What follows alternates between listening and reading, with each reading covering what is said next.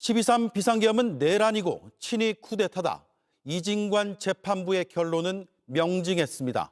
내란죄의 구성 요건인 국헌 문란 목적 그리고 폭동까지 모두 인정된다는 사법부의 첫 판단입니다. 내란에 가담한 한덕수 전 총리에게 징역 23년의 중형이 내려졌습니다. 재판부는 국민이 가진 민주주의와 법치주의에 대한 신념을 뿌리째 흔들었다고 질타했습니다. 첫 소식 김지훈 기자입니다. 12.3 비상계엄 선포와 이에 근거하여 위헌 위법한 포고령을 발령하고 군병력 및 경찰 공무원을 동원하여 국회, 중앙선관위 등을 증거 출입 통제하는 등의 행위는 형법 87조에서 정한 내란 행위에 해당합니다. 12.3 비상계엄은 내란이라는 형사재판 첫 판단이 나왔습니다. 한덕수 전 총리의 내란 중요 임무 종사 등 재판 선고에서 이진관 재판장은 내란죄 구성 요소인 국헌 문란 목적과 폭동 행위를 모두 인정했습니다. 1분가량 포고령 전문을 읽은 재판장은 영장 없이 체포 등을 할 수 있게 한 포고령 발령엔 국헌 문란 의도가 있었다고 판단했습니다. 헌법과 법률의 기능을 소멸시키려는 목적, 즉 국헌을 문란하게 할 목적으로 발령한 것이고 군과 경력을 동원해 국회와 중앙선관위를 점거한 사실은 폭동으로 인정했습니다. 한 지역의 평화를 해할 정도의 위력이 있는 폭동을 일으켰다고 인정됩니다. 이후 양형 사유를 설명하며 12.3 비상계엄 대신 12.3 내란이라고 이름 붙였습니다. 이하에서는 12.3 내란이라고 말하겠습니다. 재판장은 12.3 내란은 내란 중에서도 친위 쿠데타라고 규정하고 이러한 형태의 내란은 이른바 친위 쿠데타라고도 불립니다. 국민으로부터 위임받은 권력이 마치 자기 것인 양 군경을 동원한 위로부터의 내란, 즉 친위 쿠데타는 아래로부터의 내란과는 비교할 수 없을 정도로 위험하다고 했습니다.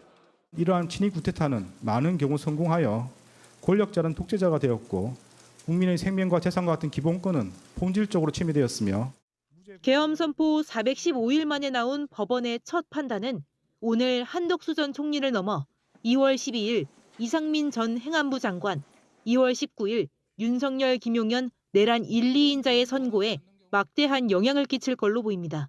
JTBC 김지윤입니다. 재판부는 특검의 구형량보다 8년이나 많은 징역 23년을 선고했습니다. 한 전 총리는 비상계엄을 반대했다고 주장했지만 재판부는 내란의 형식적 요건을 갖추는 데 기여했다고 밝혔습니다. 내란을 조기에 종식시킨 건 계엄군과 맞선 용기 있는 국민이었다는 점도 판시했습니다. 한 전 총리는 법정에서 구속돼 서울구치소에 수감됐습니다. 심가은 기자입니다. 재판부는 한덕수 전 총리가 내란의 목적을 알았고 그런 내란에서 중요한 역할을 했다고 판단했습니다. 피고인은 12.3 내란이 성공할지도 모른다는 생각에 이러한 의무와 책임을 끝내 외면하고 오히려 그 일원으로서 가담하기로 선택하였습니다. 내란 조기 종료는 국민 덕분이라 참작할 만한 게 못 된다고 했습니다. 내란 행위 자체는 몇 시간 만에 종료되긴 하였습니다. 그러나 이는 무엇보다도 무장한 계엄군의 맨몸으로 맞서 국회를 지킨 국민의 용기에 의한 것입니다. 결코 12.3 내란 가담자에 의한 것이 아닙니다. 내란 이후 정치사회적 갈등에도 책임이 있다고 봤습니다. 피고인이 진실을 은폐하고 책임에서 벗어나고자 한 행위들로 인해 우리 사회의 정치적 분열과 갈등이 더욱 심화되었고 재판부는 전직 총리의 죄를 이렇게 요약했습니다. 피고인이 국무총리로서 부여받은 권한을 행사하지 않은 것이 헌법을 파괴했지만 진지한 반성은 없다고 했습니다. 피고인이 진지하게 반성하고 있다거나 자신의 범죄 행위로 인하여 국가와 국민이 입은 피해를 회복시키기 위한 어떠한 노력을 하였다고 볼 아무런 자료가 없습니다. 그러면서 구형 15년보다 8년 긴 징역 23년을 선고했습니다. 재판부는 형사처벌을 받은 전력이 없고 배우자 건강이 좋지 않지만 중형은 불가피하다고 했습니다. 그러나 이러한 사정이 있더라도 피고인에게 엄한 처벌을 하는 것이 타당하다고 보입니다. 불구속 상태에서 재판을 받아온 한 전 총리 측은 도주 우려가 없다고 항변했지만 곧바로 법정 구속됐습니다. 한덕수 전 총리가 내란에 가담했다는 핵심 증거는 대통령실 CCTV 영상이었습니다. 국무회의의 당시 상황이 자세히 담겨 있습니다. 한 전 총리는 의사 정족수를 채우기 위해 노력했고 일부 국무위원만 선택적으로 불렀으며 심지어 서명까지 권했다고 재판부는 판단했습니다. 그런 증거들 앞에서도 피고인이 책임을 피하려고만 한다는 점을 질책했습니다. 조혜영 기자입니다. 국무회의 준비부터 진행, 그 이후까지 담긴 직관적인 CCTV 영상은 반박할 수 없는 핵심 증거였습니다. 김용현과 이상민은 피고인에게 손가락으로 숫자 4 또는 1을 표시하며 국무회의 의사 종족수를 채우기 위해 남은 인원수를 공유하였습니다. 계엄 당일 밤 9시 13분, 의사 정족수 11명을 채우기 위해 분주하게 움직이던 김용현 전 국방부 장관과 한 전 총리가 소통했던 모습을 지적한 겁니다. 일부 국무위원만 선택적으로 모으려 재촉 전화를 건 모습도 담겨 있습니다. 윤석열이 그중 한 명인 기획재정부 장관 최상목에게 소집 전화를 하는 것을 지켜보았으며 피고인 스스로도 그중 한 명인 송미령에게 전화했습니다. 계엄에 반대하기 위한 회의 소집이었다고 주장해왔지만 저 혼자서는 막을 도리가 없다고 판단해 다른 국무위원들을 모셔서 다 함께 대통령의 결정을 돌리려 했습니다만 그 역시 역부족이었습니다. 재판부는 정말 말릴 생각이었다면 원격 국무회의라도 열 수 있었던 것 아니냐고 지적했습니다. 반대하며 자리를 뜨는 최상목 부총리를 향해 서명을 제안하는 모습, 계엄 선포 직전 김용현 전 장관에게 문건이 담긴 봉투를 건네는 모습까지 모두 법정에서 재생됐고 국민이 지켜봤습니다. 그럼에도 한 전 총리는 끝내 부인했고 재판부는 위증 혐의도 유죄로 판단했습니다. 대통령실 CCTV와 같은 객관적인 증거에도 불구하고 아무런 기억이 나지 않는다고 주장하는 등 진실을 은폐하고 책임을 벗어나고자 할 뿐입니다. 재판부는 JTBC를 비롯한 언론사에 단전단수를 지시한 건 언론 검열과 통제에 해당한다고 판단했습니다. 지배자에게 무해한 여론만 허용하는 헌법이 절대적으로 금지하는 것이라고 적시했습니다. 한덕수 전 총리는 이런 헌법 파괴 행위를 제지하기는커녕 오히려 독려했다고 판단했습니다. 임지은 기자입니다. 재판부는 비상계엄의 위헌성에 대한 주요 근거로 언론사 단전 단수를 들었습니다. MBC, JTBC, 한겨레신문, 경향신문, 김어준 운영 인터넷신문 등 당시 정부의 비판적인 입장을 취하는 특정 언론사에 대한 봉쇄, 단전 단수 조치를 하려고 계획하였습니다. 수많은 장비를 갖춘 언론사에 대한 단전 단수는 기능 마비를 의미하며 이는 헌법이 절대적으로 금하는 언론 검열이라고 판단했습니다. 사전 검열이 허용될 경우에는 국민의 활동의 독창성과 창의성을 침해하여 정신생활에 미치는 위험이 클 뿐만 아니라 행정기관이 집권자에게 불리한 내용의 표현을 사전에 억제함으로써 이른바 관제 의견이나 지배자에게 무해한 여론만이 허용되는 결과를 초래할 염려가 있기 때문에 헌법이 절대적으로 금지하고 있는 것입니다. 재판부는 이 과정에서 한덕수 전 국무총리의 역할이 분명하다고 봤습니다. 단전 단수 조치를 지시한 이상민 전 장관과 이행 방안을 논의했고 대통령실 CCTV 영상을 봐도 이를 제지하거나 말리지 않았다고 판단했습니다. 실제로 국무회의 CCTV엔 두 사람이 문건을 주고받으며 웃는 장면이 담겨 있습니다. 피고인은 이상민이 그 지시에 따르지 않도록 제지하거나 만류하지 않았으며 오히려 대통령실 CCTV 영상에 따르면 피고인은 그 지시의 이행을 독려한 것으로 보입니다. 국무총리로서 단전 단수 계획을 알았다면 이를 막기 위해 모든 노력을 기울여야 했는데 그 반대로 했다고 지적했습니다. 피고인이 이러한 자기 의무를 이행하였더라면 윤석열이 이 사건 비상계엄 선포 등 내란 행위라는 결과를 쉽게 방지할 수 있었다고 인정됩니다. 이진관 재판장이 그동안 재판 과정에서 보여준 단호한 모습은 오늘 선고에서도 이어졌습니다. 결론부터 말하고 그 뒤에 판단 근거를 설명하는 두괄식 화법이었는데 한 전 총리의 내란 중요 임무 종사 혐의에 대해 거두절미하고 유죄라고 못 받고 시작했습니다. 내란의 밤 맨몸으로 국회를 지킨 시민들을 언급할 땐 울컥하는 듯한 모습을 보이기도 했습니다. 여도영 기자입니다. 이진관 재판장은 한덕수 전 총리 혐의 중 형량이 가장 센 내란 중요 임무 종사 혐의가 유죄라고 먼저 밝히고 시작했습니다. 그 세부적인 내용이 복잡하므로 결론을 먼저 말씀드리겠습니다. 내란 중요 임무 종사 혐의에 대해서는 유죄로 인정합니다. 그러면서 내란 가담자는 약한 방조범이 될 수 없다고 선을 그었습니다. 내부자들 사이에서는 각자 수행한 역할에 따라 우두머리, 지휘자, 중요 임무 종사자 등으로 처벌될 뿐 방조범에 관한 형법 총칙 규정이 적용될 여지가 없습니다. 통상 재판에선 범죄 사실과 법리를 설명하고 유무죄를 나중에 말하지만 이 재판장은 나머지 혐의에 대해서도 유죄 여부를 먼저 밝혔습니다. 허위 공문서 작성 혐의는 유죄로 인정합니다. 위정 혐의는 모두 유죄로 인정됩니다.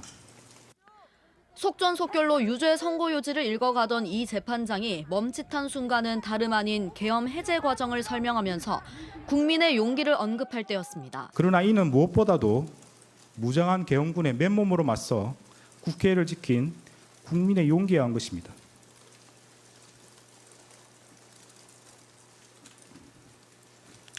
이에 더하여 2시간 만에 끝난 계엄, 사망자 등 피해자 없는 평화적 계엄. 그동안 법정에서 나온 내란 가담자들의 궤변을 바로 잡은 겁니다. 아울러 전두환 내란 등 과거 사건은 형량의 기준이 될 수 없을 정도로 12.3 내란의 죄가 무겁다고 봤습니다. 기존 내란 사건이 발생하였던 시기와 12.3 내란이 발생한 시기에 대한민국의 국제적인 위상은 비교할 수 없을 정도로 차이가 납니다. 기존 내란 사건에 관한 대법원 판결들은 피고인에 대한 형을 정함에 있어 기준이 될 수 없습니다. 한 전 총리가 재판 막바지에야 한 반성도, 정신적 질환 호소도 이 재판장의 단호한 처벌을 막을 순 없었습니다. 한덕수 전 총리는 재판 내내 꼿꼿하게 앉아 미동도 없이 재판부를 응시했습니다. 하지만 자신의 생각과 다른 방향으로 판결이 흐르자 흔들렸습니다. 23년이라는 중형이 내려진 뒤에는 체념하는 듯한 모습도 보였습니다. 50년 넘게 공직 생활을 하고 국무총리도 2번이나 역임한 고위 관료는 내란 가담자로 비참한 말로를 맞게 됐습니다. 조승영 기자입니다. 법원에 출석한 한덕수 전 총리는 아무 말도 없었습니다. 오늘 선거 앞두고 지금 심경 어떠십니까? 비상계엄 몰랐다 대통령 막으려고 했다 입장 그대로세요? 법정 안에선 법대에 앉은 재판관들에게서 눈을 떼지 않았습니다. 그리고 징역 23년이 선고되던 순간 체념이라도 한 듯 미동조차 없었습니다. 무려 55년간 공직에 몸담았던 초엘리트 공무원의 비참한 말로입니다. 약 50년 동안 외교통상부 통상교섭본부장, 국무조정실장, 경제부총리 겸 재정경제부 장관, 국무총리 등으로 재직하면서 다수의 훈장과 포장을 받았습니다. 지난해 4월 윤석열 전 대통령이 파면된 뒤 한 전 총리는 권한대행이 됐습니다. 그런데 비상시국을 관리해야 할 대통령 권한대행이 돌연 대선에 출마하면서 논란에 휩싸였습니다. 저는 제가 사랑하는 대한민국의 미래를 위해 우리 모두를 위해 제가 할 수 있는 일을 찾기로 마음먹었습니다. 내란 책임자는 물러가라는 광주 시민들을 향해선 이렇게 외쳤습니다. 저도 호남 사람입니다. 여러분. 호남 안 됩니다. 사랑해야 합니다. 한 전 총리는 어떻게든 대선에 나가려고 했습니다. 하지만 김문수 후보와의 단일화 협상에 실패하고 사상 초유의 한밤중 후보 교체 시도도 무산됐습니다. 이렇게까지 무리수를 둔 건 비상계엄에 연루된 책임을 피하기 위해서란 의심이 컸습니다. 그리고 오늘 재판부의 판결은 이런 의구심을 풀 실마리가 됐습니다. 내란의 혼돈 속에서 마이크 앞에 서더니 갑자기 뭉치자고 했습니다. 지금은 우리가 모든 것을 넘어 뭉쳐야 할 때입니다. 재판이 불리해지자 감정에 호소하며 언변 뒤에 숨었습니다. 그날 밤 대통령께서 비상계엄을 하겠다고 하시는 순간 저는 말할 수 없는 엄청난 충격을 받았습니다. 절벽에서 땅이 끊어지는 것처럼 그 순간 이후의 기억은 맥락도 없고 분명치도 않습니다. 본질을 흐렸고 책임을 넘겼습니다. 처세의 달인, 관운의 대명사. 그를 수식해온 이 말들은 이제 책임을 지지 않는 노회한 관료의 얼굴을 비추고 있습니다. 내란 행위의 가담자다. 1심 재판부는 진실을 은폐하고 책임을 회피한 그의 태도를 정면으로 질타했습니다. 국민이 준 녹봉을 받으며 갈고 닦아온 공직의 기술, 그 기술로 정권을 넘나들며 권력의 핵심부를 유영했고 그 기술로 끝내 국민과 헌법을 등졌습니다. 몰락한 처세의 달인, 오늘 우리는 그 추락의 순간을 목도했습니다. 피고인을 징역 23년에 처한다. 이 사건 공소 사실 중 허위 작성 공문서 행사의 점은 무죄. 판결에 불만이 있으면 일주일 이내에 항소장을 제출해서 다툴 수 있습니다. 항소하는 경우는 서울고등법원에서 재판이 진행됩니다. 하겠습니다. 진짜 미쳤다. 와, 진짜 이거 울컥하네. 와, 또 하마터면 울 뻔해가지고. 한 문장 한 문장이 와, 진짜. 정말 정말 너무너무 고맙습니다.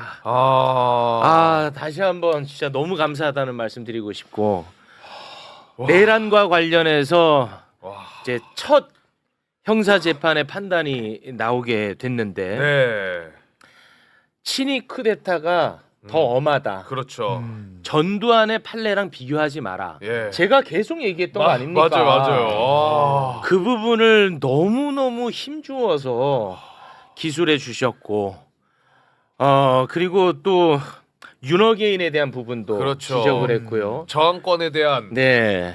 그리고 서부지법 폭동에 대해서도 맞아요. 지적을 해주고 정말 그동안의 내란에 대해서 대한민국 사법부가 얼마나 가벼이 생각하고 있는지 거기에 대해서 우리가 가장 아쉬웠고 가장 속상했는데 그 부분들에 대해서 너무나 명확하게 정리를 해준 점 진짜 저는 그 부분이 너무너무 감사해서 울컥했습니다. 맞아요. 자, 같이 하셨던 분들은 어떻게 보셨는지 일단 의견을 좀 들어보겠습니다.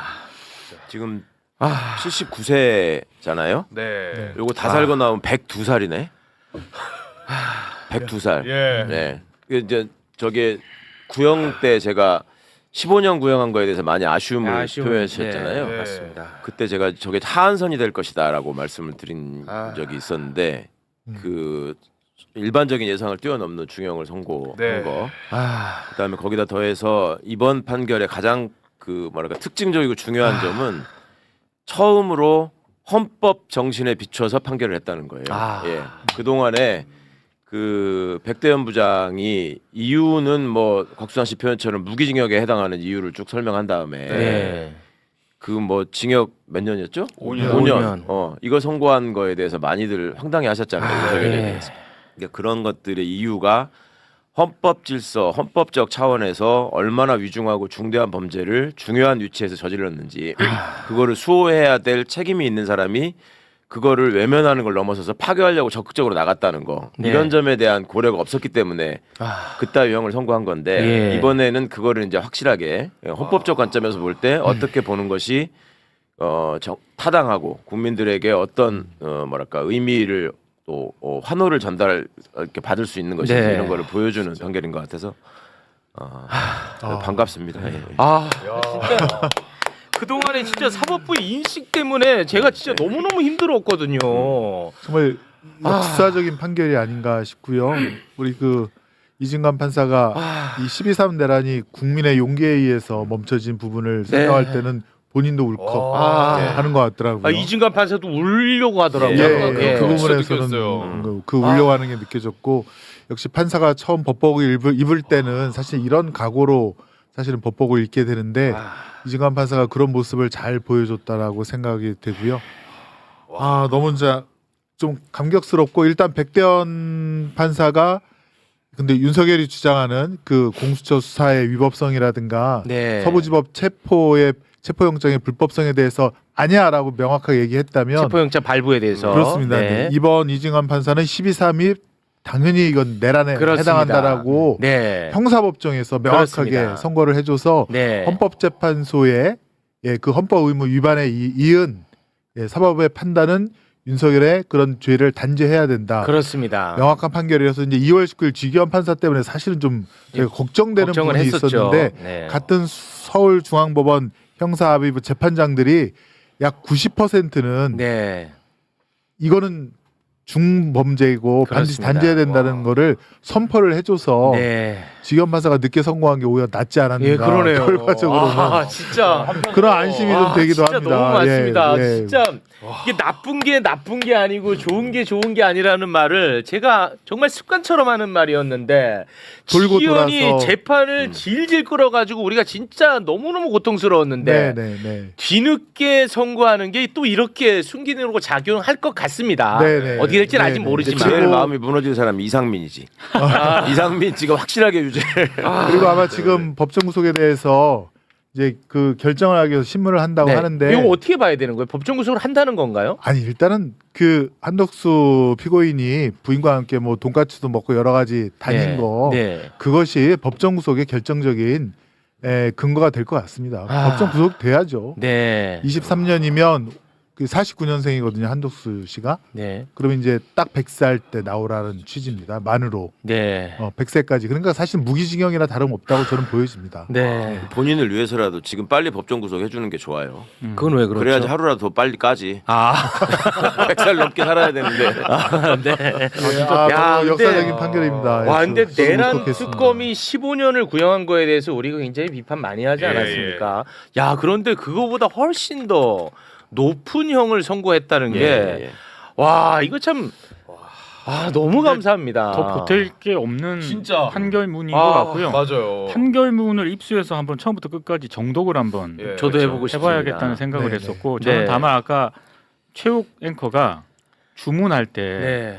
그 한덕수가 뭐 총리도 몇 번 하고 예. 장관도 몇 번 하고 했을 우울증 때 얘기할 때 우울증 얘기하고 이랬을 때 와, 저 죽겠더라고. 최욱 앵커 표정이 제가 옆에서 보니까 막 일어나서 막 들고 일어날 분위기였는데 저는 죽겠더라고요. 솔직히 안심을 했습니다. 왜냐하면 예전에 백대현 판사도 그 주문할 때 쭉 굉장히 법적으로 엄격한 뭐 그런 걸 하다가 결국에는 뒤에 가서 바꿨거든요. 그렇습니다. 마지막에 초범을. 그걸 먼저 얘기를 한 걸 딱 보고 나중에 그러나라고 저는 하겠다라는 생각을 했어요. 그렇죠. 네.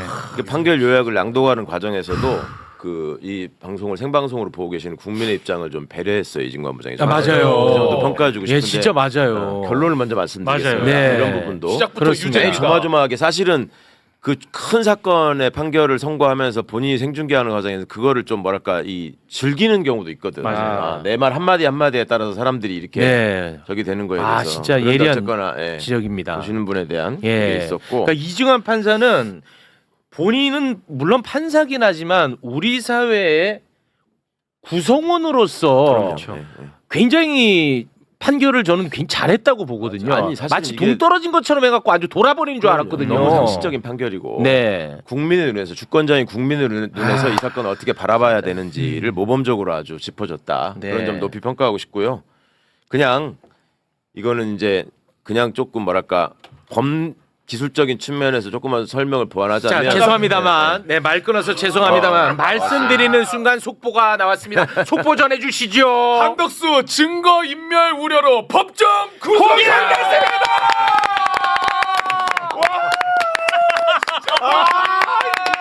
진짜. 와, 이진관 뭡니까 이진관 판사 진짜 왜 이렇게 정말 감사해요. 그러면 이렇게 빨리 할 거면 그냥 중계해주지. 와, 진짜 소름 이진관 끼친다. 판사 뭐야 진짜 왜 이렇게 감동 줘. 와, 진짜 사실 미친다. 끝까지 절차를 지킨 거지. 이것도 끝까지 트집 잡히지 않게 하기 위해서 법정 구속을 위한 신문을 별도로 이렇게 저기를 한다는 것도 이례적인 거잖아요. 네, 그렇게 해서 뭐 피고인 사생활이나 이런 걸 위해서 중계를 중단하기 이런 것들도 맞습니다. 최대한 사실은 이제 다 통지 누구한테 뭐 알려주느냐 뭐 등등의 개인적인 그런 프라이버시를 물어보기 때문에 차단을 시킨 건데요. 사실 한덕수에 대해서 구속영장이 기각될 때만 하더라도 뭐 중요 사실관계에 대해서 다툴 여지가 있고 법적인 판단이 필요하다. 뭐 그래서 그때 구속영장이 기각되지 않았습니까? 그렇습니다. 그때는 정말 저희도 법원에 대해서 원망도 많고 분노가 일었었죠. 기각시킨 판사는 잊지 말아야죠. 잊지 말아야 돼. 정모 판사인데요. 오늘 정말 안개가 걷히고 뭔가 명확해진 그런 느낌입니다. 그 영장 전담 판사들 그 4명 얼굴 준비 좀 부탁드릴게요. 그때 우리가 엄청나게 비판했을 때 넥타이 메고 마치 본인이 중립적인 것처럼 하고 돌아다니는 사람이 사법부를 또 공격한다고 나 같은 사람을 강성으로 몰아붙였어요. 그렇죠. 그러니까 사법부가 국민의 주권으로부터 위임받은 권한을 행사한다는 인식이 없이 이거는 하늘 위에서 너네들을 내려다보는 신성한 사람들인데 왜 말이 많아 이런 식의 생각을 하고 있는 사람이 여전히 있어요.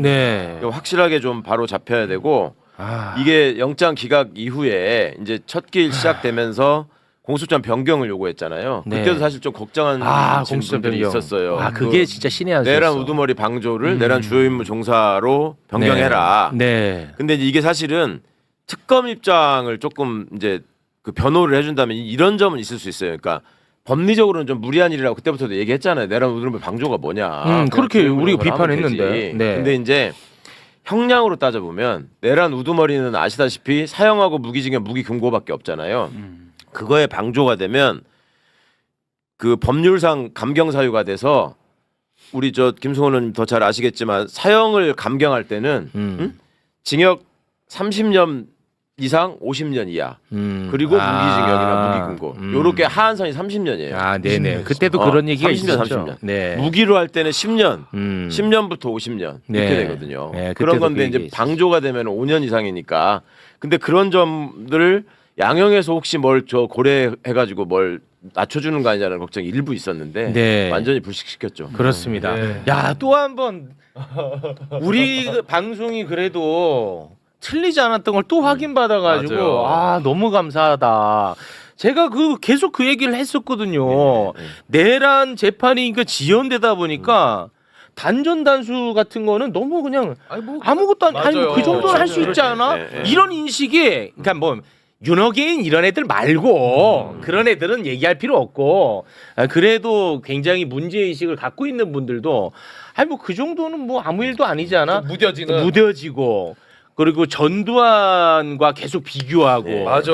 그런 분위기가 팽배해졌었거든요. 저는 그거를 경계해야 된다고 계속해서 말씀을 드렸었는데 그 부분을 모두 다 짚어주셨어. 전두환에 팔리는 기준이 되어서는 안 된다. 대수가 없다고. 네.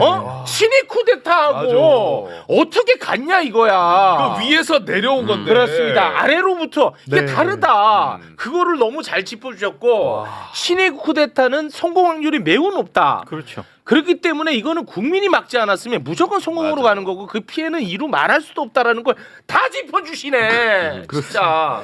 이진관 부장이 법조 내에서는 심지가 굳고 아무튼 잘 할 거라고는 그런 그 신뢰가 있었는데 근데 사실 뭐 저도 판사 출신이지만 그 역사적인 인식이라든가 그 깊이가 굉장히 좀 있는 그래서 두루두루 우리나라의 민주주의 역사라든가 또 우리 최강 위원님 말씀하신 헌법적인 관점에서의 이 엄제의 그러니까 그렇죠. 엄벌의 필요성에 대해서 너무너무 잘 짚어줬습니다. 그래서 저희가 사실은 이제 뭐 헷갈렸던 진짜 이럴 수도 있고 저럴 수도 있나 그리고 헷갈렸던 것들을 싹 완전히 그냥 잘 정리를 해주고 딱 짚어줬습니다. 그렇습니다. 진짜. 대단합니다. 진짜. 저는 이제 한마디 한마디 다 경청하면서 이제 댓글도 봤는데 네. 중간 중간에 이제 무죄 판단한 부분도 있잖아요. 네. 근데 사실 그게 본질은 아니었거든요. 그런 그렇죠. 것들이 쟁점 사안도 아니었는데 댓글에서 뭐 다 무죄라고 내가 빨리 얘기를 해주고 싶더라고. 그만큼 예민하시니까 또. 그러니까 백대현 판사도 이제 무죄라고 봤던.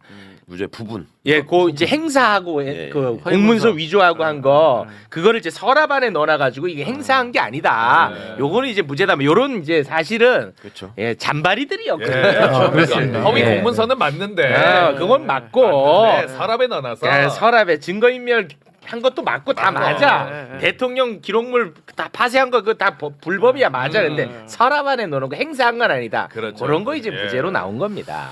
사실 이런 의미도 직위원 재판부에 좀 이게 경고성이나 의지적으로 좀 다가갔으면 좋겠는데 아까 제가 잘못 말씀드려 30년 아니라 20년인데 사형을 감경할 수 있을 때 그러니까 이제 장량 감경으로 생각하는 그 하한선을 훨씬 넘어서는 지금 형을 선고했기 때문에 이거는 사형을 선고해도 된다. 사형에 해당하는 충분한 지금 중죄다라는 인식이 그러니까 우두머리는 이 인식이 이진관 판사한테 있었던 것이고 그것이 좀 좋은 쪽으로 전달되기를 바랍니다. 네. 저는 오늘 아침만 하더라도 국민의힘 사람들은 뭐래요 그랬어? 계속해서 이제 송미령 장관을 들먹이면서 아니 그러면 한덕수가 뭐 감옥 가면 송미령도 가야지 왜 안 가는 거냐 이런 이제 궤변을 늘어놓는 거예요. 그래서 제가 무슨 소리야? 그러니까 궤변이 이해가 안 가는 거야. 그 듣고만 있었냐 넌 또? 그래서 난 또 혼날 줄 알았어. 근데 제가 그랬어요. 야, 이 사람들아. 진짜 그 한덕수는 사실 헌법재판관 임명 거부하고 한동훈하고 공동 뭐 정부를 지가 운영한다고 하고 대선까지 출마한다고 당신네 정당에서 그랬는데 아직까지도 그거 절연을 못하고 이 순간까지도 지금 한덕수 방어하고 있으니까 그래서 당신들은 안 되는 것이다. 그 지지율이 말해주고 있다 제가 얘기했어요. 그 속마음 아니지 그렇게 발언하신 거죠. 그럼요. 네. 오전에 확인할 수 있습니다. 그 송미령 말씀하셨으니까 송미령 부분도 이진관 판사가 너무 정확하게 얘기한 것이 한덕수가 송미령에게 빨리 오라고 재촉을 했는데 그때 계엄 때문이라는 얘기를 뺀 아니, 거. 그렇죠. 안 이거를 올까봐. 굉장히 악질적으로 보더라고요. 플러스 10시 전에 꼭 와야 된다. 이게 의도가 드러난 거다. 그거를 굉장히 악질적으로 봤습니다. 원격 화상 회의 할 수 있었다. 그렇습니다. 그렇죠. 그리고 부작위도 역시 그 자기범이랑 동일하다라는 부분도 또 짚어준 것도 저한테는 굉장히 또 의미가 있었습니다. 앞으로 이런 일이 발생했을 때 부작위범들에 대한 예방이 될 수가 있거든요. 그렇습니다. 한 가지만 좀 보태자면은 방금 우리 강성필 대변인께서 얘기해 주신 것처럼 헌법재판관 미임명도 요것도 기소돼서 재판 받습니다. 2월 3일부터. 그거 이제 받습니다. 그런데 그것도 이진관 재판장입니다. 야, 그거 몰랐네. 안심이 되네. 그것도 이진관 재판장입니다. 뭐 앞으로 이런 일은 뭐 절대 발생해서는 안 되겠습니다만 윤석열 같은 인간이 나왔을 때 그거를 뭐 소위 말하는 방관을 하더라도 부작위범이 된다는 거. 그렇죠. 굉장히 중요한 부분이 들어가 있었습니다. 네. 그리고 개인적으로 참 이 서부지법 폭동 사태하고 국민저항권 그 부분 언급해 준 거는 너무 감사하더라. 너무 진짜. 감사하네요, 진짜. 네. 네. 아무튼 오늘은 너무 기쁜 날인데 이제 한덕수는 당연히 항소를 할 것이고 그럼 이제 서울 고등에 설치될 내란 전담 재판부 두기 재판부로 갈 텐데요. 국민들께서도 또 더 집중을 해주시고 사실은 법원 분위기가 조금 바뀌었다고 합니다. 위에서 뭐 이렇게 좀 지시하거나 뭔가 영향을 미치거나 이런 것들이 많이 없어졌다고 해요. 이제 판사 회의할 때 분위기가 그렇다고 합니다. 그러니까 매불쇼에서 이런 옳은 목소리를 외치니까 법원에서도 지금 긴장을 하고 있는 건 아닌가. 국회에서 열심히 해주셨기 때문이죠. 그런 생각이 듭니다. 그래서 아무튼 그래도 서울고등 내란전담재판부가 어떻게 구성이 되고 또 어떤 평을 받는 판사들이 이 재판을 담당할지도 지금 저희가 계속해서 지켜봐야 될 것 같습니다. 진짜 너무 큰 위로가 중요한 부분 짚어주셨어요. 지금 우리가 이례적으로 판결에 담겼는데 굉장히 중요하다고 얘기한 부분들 있잖아요. 이게 사실은 기존의 판사들이 판결에다가 잘 안 쓰고 늘 회피하던 얘기들이거든. 그러니까 이런 점들이 항소심을 빌미로 해가지고 슬며시 사라지지 않도록 계속 우리가 강조하고 다음에 우리가 정식으로 판결문 입수해서 정말 정리라도 해서 한번 보여가지고 국민들 입장에서 각인시키고 판사들 입장에서도 오히려 양형보다도 이런 거를 외면하면은 내가 더 국민으로부터 버림받을 수 있다라는 두려움을 안게 해줘야 됩니다. 중요합니다. 굉장히. 매불쇼에 제보했던 한덕수 사진. 영상이었습니다. 네, 호텔에서 럭셔리 삶을 즐기고 있는 삶. 그분 매불쇼 차원에서 뭐 보상이라도 해줘야 되는 거 아닙니까? 제가 봤을 때 이거 상당히 영향을 미친 것 같아요. 개전의 정이 없다라는 증거가 될 수도 있고요. 장어 3kg 정도 보내드리는 거죠. 그리고 일상이 불편하지 않다라는 거. 건강에 대한 증명이 될 수도 있는 굉장히 중요한 자료였습니다. 아까 의사의 뭐 경도 인지장애, 우울증이 있다는 진단서가 들어오면 사실 판사는 좀 영향을 받거든요. 근데 그 영상을 뭐 보도가 되지 않았습니까? 보도가 많이 됐어요. 판사 진단서가 이건 허위거나 과장이거나. 부인이 거동이 불편해서 돌봐야 되니까 구속하면 안 된다 이 말인데 둘이 다니면서 그건 이제 돈가스가 해결해줬고요. 부부는 잘했어. 호텔 좋아하더니 마지막까지 아주 잘했어요. 한덕수에게 박수를 보내드립니다. 야 진짜 위로가 된다. 정말 맨날 댓글에서 내가 정말 괴롭고 고통스럽고 힘 빠지는 게 니들끼리 백날 떠들어봐라. 변하는 게 있냐. 국회의원들 일들 좀 해라 하는데 이런 것들이 쌓이면서 결국은 해냅니다. 진짜 효능감. 말씀드리는 순간 너무나도 빛나는 박선원 의원님 함께합니다. 박수로 모시겠습니다. 반갑습니다. 너무 고맙습니다. 오늘 사실 굉장히 중요한 이슈 때문에 오신 건데 일단 이 재판에 대한 이야기를 좀 부탁드리겠습니다. 어떻게 보셨습니까? 나치 전범 95세가 돼도 아르헨티나라든지 다른 나라에 꼭꼭 숨어 있는 사람까지 찾아가지고 잡으러 갔죠. 무기징역 때리거든요. 그렇습니다. 95세도. 그래서 이 미국이나 이 유럽 같은 데는 65년형, 85년형 이런 것을 때려요. 그 이유는 뭐냐면 아까 최강욱 변호사님 말씀하셨는데 몇 번 사면을 받아도 결국 죽을 때까지 감옥에 있어라 하는 취지고요. 또 한 가지는 결국은 사법부가 이렇게 해서 몸부림을 치는구나. 이진관 재판장의 재판을 계기로 해가지고 국민을 생각하는 법원, 네. 헌법에 충실하고 법 정신의 기본을 갖추고 실행하는 네. 그런 정의의 심판자가 돼야 된다. 네. 그렇지 않으면 안 된다는 거고 또 계속 말했지만 앞으로 있을 윤석열 재판 네. 또 더 살벌한 자들이에요. 김용현, 노상훈, 다 남아 여인영 있어요. 군인들 이 사람들은 네. 무조건 법정 최고형으로 돼야 된다는 그렇습니다. 거고 다 남아 있어요. 그리고 또 하나는 한 가지만 더 붙이면 죽기 살기로 우리 김승훈 의원과 같이 네. 찾아서 고발할 것 끈끈이 고발을 해야 되겠다. 끝까지 그래야지 계속 추가돼 가지고 이들이 석방이 안 될 뿐만 아니라 네. 앞으로도 이미 범죄는 다 했습니다. 지울 수가 없어요. 계속 찾아내 가지고 각도를 달리해서 고발을 함으로써 네. 어떤 짓을 해도 처벌받는다. 내란 행위는 네. 하는 것을 확실하게 역사 속에 새겨야 됩니다. 그렇습니다. 계속 우리는 싸울 겁니다.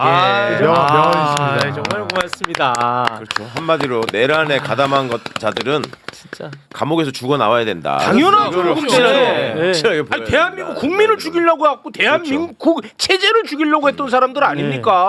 그렇습니다. 네. 대한민국의 질서가 니네들이 사실- 같이 하는 걸 용납하지 않는다. 예. 개인적으로는 우리 체육 앵커가 많이 힘들었다는데 저도 사실 뭐 건강도 안 좋아지고 여러 그런 상태인데 네. 오늘 기회로 해가지고 저도 더욱 분발하고 또 건강도 회복되는 기회가 되기를 스스로에게 바라고 있습니다. 네, 진짜 고맙습니다. 너무너무 멋진 와, 활약을 해주셨습니다. 정말, 네, 감사합니다. 제가